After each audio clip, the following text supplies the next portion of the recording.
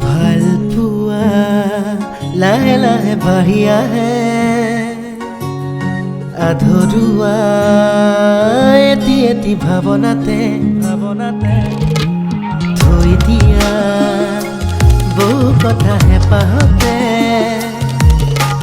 কম গিয়া খুলি আজি আপোনাকে দেৰিকৈ নাহিব আমনি কৰিব বুকু ঘনে ঘনে ঘনে প্ৰণয়ৰে কপালত আঁকি ৰাখিবনে মৰমে বুকুতে সাৱটি অভিমানো বাঢ়িব আজি কাষৰতে ৰলে আপুনি মৰম